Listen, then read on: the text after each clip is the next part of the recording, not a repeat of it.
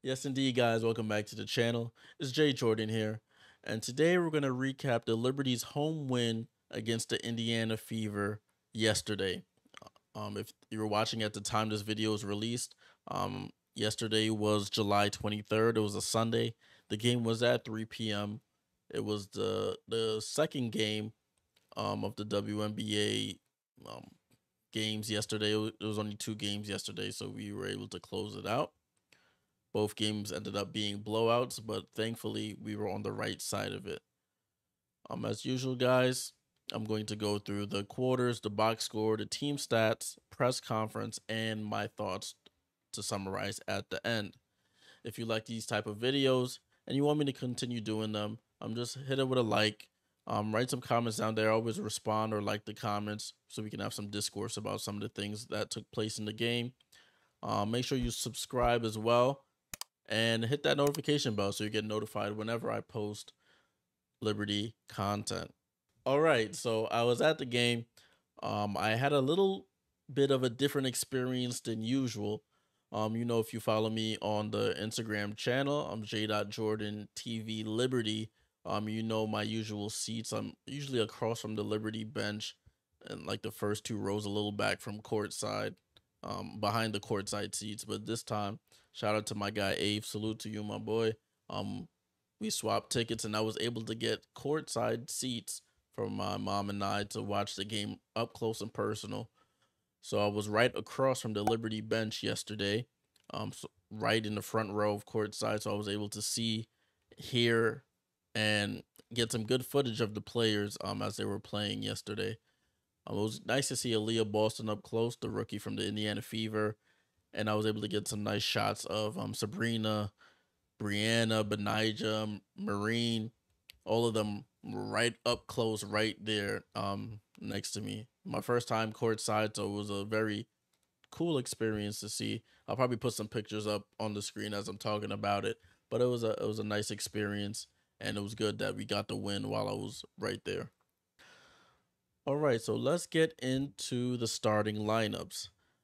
For the Fever, Lexi Hull, they're starting. I think she's considered a forward. She came back from her broken nose. She's wearing a mask to protect it, but she's back. So their starting lineup was Erica Wheeler, Kelsey Mitchell, Victoria Vivian, Lexi Hull, and Aaliyah Boston. For the Liberty, it was our same starting lineup that we've been using for the season, really. Courtney Vandersloot, Sabrina Ionescu, Betnijah Laney, Brianna Stewart, and Jonquel Jones. Well, that first quarter, something to behold. The Liberty scored 44 points in that first quarter. They scored 101 for the game. They won the game 101 to 83, but they scored 44 points in the first quarter, breaking the WNBA record, which, funny enough, was set against them back in 2019 by the Chicago Sky, which was 42 points in a quarter. So the Liberty scored 44 points, WNBA record for points in a quarter, any quarter. The ball was just popping around, but Nigel was doing her thing. The bench came in. Marine was hitting shots. Everybody was contributing. Yesterday, JJ having another good game on the boards and scoring. I think she's starting to come into her own, and it really showed in that first quarter. The Fever, they only scored 17 points in that first quarter. They really struggled. Kelsey Mitchell, I don't think she scored in the first quarter. Um, Aaliyah Boston wasn't as productive as she was that game before the All Star break when she was killing us. So that's basically where the game was won. The second quarter, the second through third and fourth, it wasn't as perfect as the first quarter. Of course, it's hard to sustain 44-point quarters. That's why it hasn't been done often, and that's why it's a record. The Fever outscored us 29-24 in that quarter. I think the Liberty sort of took their foot off the gas. Honestly, being up 30, almost 30 in the first quarter. There tends to be a sense of relaxation as normal humans. You think you got the game in hand, but they continued to fight. But Niger continued to contribute. It was nice to see Marine finally get off her shooting slump. She hit a couple big threes in that second quarter. Some, she likes doing that one-legged fall away, and she was dropping them down, which was nice to see. The third and the fourth quarter, it was basically a formality. We outscored them 19-18 in the third. It was cool to get the footage of the players on my side because the Fever, they started on our side of the floor where I was, so I was only getting a lot of Fever action up close. The second half, I got more Liberty action. It was good to see Betnijah was attacking the basket. Hearing John Quell and Aaliyah Boston in that third quarter going back and forth about the physicality of the game. It was cool to hear. And the fourth quarter, they outscored us 19-14. But we still ended up winning the game 101-83. Um, we can get into the actual box score. I'll show you the box score now. We'll start off with the Fever. Leah Boston, like I mentioned, she only played 22 minutes because the game was basically out of reach. A minus 12 in her minutes, had 6 points, only 1 rebound, 4 fouls. I did notice they don't really feed her too much down there. Seeing it up, I'm like I know that their guards aren't really pass first guards, but I think she should get more than 3 field goals, and I think those field goals she got on her own accord. They passed it to her. She got the ball and just went to work. So definitely she needs to get more touches. Two for three, only 3 field goal attempts for your all star, your to be rookie of the year. That's sort of unacceptable. She had 4 fouls that may have contributed to it. Erica Wheeler, 21 minutes, 15 points, 2 assists. I got a nice video of her crossing up Brianna Stewart and going to the basket. But it didn't really matter in the end. Kelsey Mitchell, 4 for 12 for 13 points, 4 assists. And Victoria Vivians led them in scoring, 16 points. I did catch a shot of her shooting a 3 right in front of us and she to end the second quarter. But 5 rebounds, 3 assists, nothing too crazy. Lexi Hull, she fouled out at 7.6 fouls in her first game back from injury. For the New York Liberty, Betnijah Laney, leading scorer. I told you she had a big game. Season high 22 points, 4 rebounds, playing solid defense, 3 for 5 from three.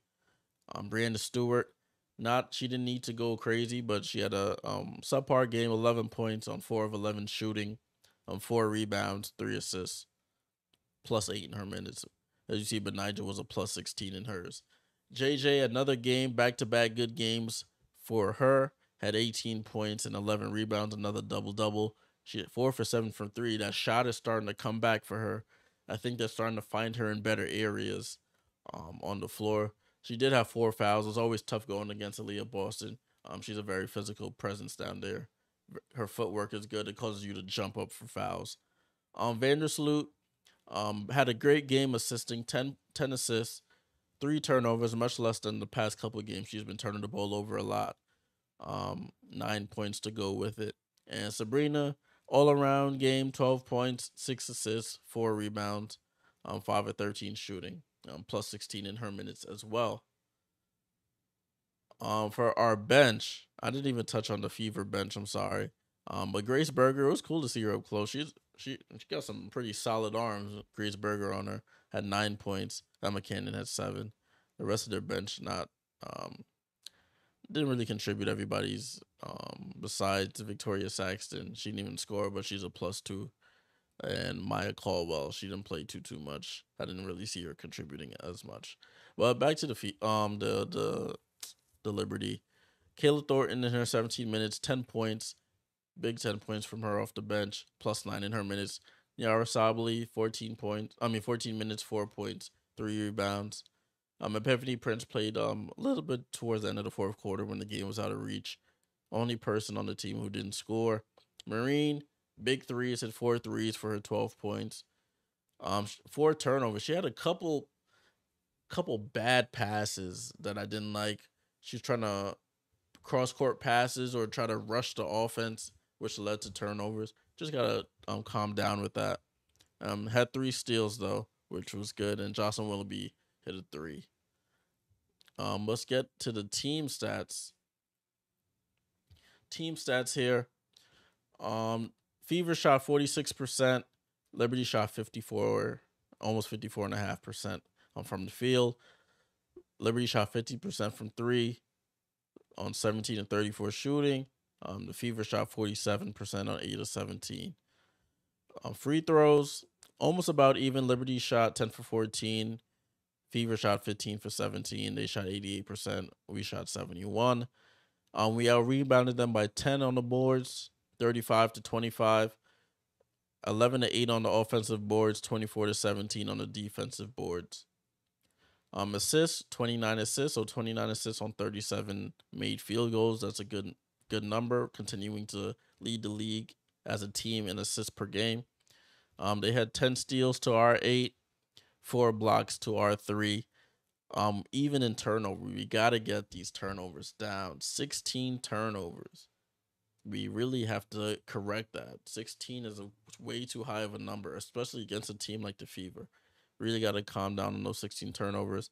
They had 25 points off of our 16, and it's stuff that we can correct. It wasn't too many of the moving screens today. It was just like lazy passes trying to get into the offense. You cross in half court, you're just trying to do a lazy pass to the next player. Lexi Hull or Erica Wheeler jump in, steal coast to coast layup. We gotta really be sharp and direct with our passes. Everything gotta be move. We gotta move with a purpose. But we really gotta cut that down. That's gonna come back to haunt us if we don't. Fast break points. See, they had 12 to our 9. Points in the paint. They outscored us 38 to 34. They outfouled us 17 to 15. We had one technical foul on. What was that on? I think it was Courtney Vandersloot, maybe, or John Claude Jones. I can't remember exactly who was on. And Aaliyah Boston got a fleeger, and I think she was going for a post move. Brianna Stewart came over for the double. She turned and popped her in the mouth. And we had the largest lead. We led the whole game. They never led. 34 was our largest lead. Yeah, so that was the box score and the team stats for that game. Besides the turnovers, it was a pretty solid game. I can't fault them too much for falling off in scoring the rest of the game. They sort of relaxed since they were up so much, and they made timely baskets when the Fever brought it down to about like 15 or so. 15, I think it was 16 or 15 or 18, somewhere in that range. We just pushed it back up to 20, and then it was a formality at that point. You guys know, as always, I like to take a look at the press conference, see what I can pull from it. I always go on Miles Ehrlich. He's one of the the beat writers for the Liberty. So I always go on his page to catch up on press conference reaction, especially since I didn't have time to actually watch it before I wanted to do this. So on the podium, it was Betnijah and Jonquel Jones, along with Coach Brondello. A couple of the things that I found interesting. Betnijah, she mentioned she was asked about the 29 points from the Liberty Reserves. I can show you this on the screen here. The 29 points from the Liberty Reserves. She said they contributed a lot. We have a deep bench for them to come out and did what they did. It just shows how strong we are as a unit. End quote there. Jonquel Jones was asked about rebounding and second chance points. She said it's just intentionality, purpose, understanding that's a way we can be better as a team. Focusing on that has been the biggest difference. When we have that focus, we're a tough team to play against. End quote there. Sandy Brondello, she said, quote, for the most part, we executed the defensive plan. Offensively, we were very unselfish. We found great shots. We had a really good poise today. Betnijah, of course, was asked about her 22-point game. She said, just, quote, just continuing to stay aggressive, continuing to stay confident, and my teammates finding me. Moving forward, me doing that will help us get to our ultimate goal. JJ talked about maintaining large advantages. Quote, a lot of times when we get the lead, we slow down too much. At our best, at our strength, we're a transition team. That's the biggest thing. Playing the way we played to get the lead. End quote. Sandy Mandela was asked about MJ's performance tonight, and she said, I mean yesterday, excuse me, and she said, "quote It was very satisfying. She has that creativity, and she plays free. She hasn't necessarily done that a lot, but we have a lot of confidence. It's fun when she goes out there and does what she does." End quote. Yeah, so that was just a few of the questions in the press conference yesterday. A few of the things that stood out. Very good game. I don't have too much complaints besides what I already mentioned about the turnovers. We really have to cut down on those turnovers. It was good to see a wire to wire victory. I would like us to continue to um get some more continuity. I see there's still some confusion on some of the passes or where people are supposed to be sometimes when there's different lineups on the floor. So I would like to see that corrected. We have to continue to rebound like we did. If we want to be successful, going forward in the season. Well, all right. This one's a shorter video than normal, I think. I know I usually have a lot more to talk about, but this game was a solid game for us. Our next game is against the Storm. It feels like we've been playing the Storm so often, but I think this is the last game we play Seattle. We play them tomorrow. If you're watching this video on the 24th of July, we play them tomorrow, Tuesday, July 25th at 7 p.m. at home. We're on a bit of a homestand the next 3 games, so that'll be a 4-game homestand. We play Seattle tomorrow, the 25th at 7 p.m. Eastern. It'll be on ESPN3, so you'll probably have to watch it. Log in online to the ESPN website with your cable provider or whatnot to access ESPN3. The Seattle Storm are 4-18. We are 16-5. We are winning the season series 3-0. The last time we played, which was July 8th, we beat them 80-76 at home. So this will be the final game of the season series. Unfortunately, I will not be at that game. I have to work, so I will probably the morning when I come in the morning the day after, I'll probably watch the game in its entirety so I can have an idea of how we played. Hopefully we can get a win and we move from there. Like I told you guys, and if you were there with the last watch along, since we're on the homestand, there won't be too many watch alongs probably until Sunday when we play the Sparks. We play the Atlanta Dream on Thursday, excuse me, and then after that we make up the game against the Minnesota Lynx that was postponed earlier in the season. We play that Friday, so we have a back-to-back home games on Thursday and Friday. So look out for these videos. There'll be some recaps. I'll definitely watch the games in their entirety so that I can give the best recap possible. Until then, guys, I appreciate you guys tuning in. Make sure to like, comment, subscribe, as mentioned before.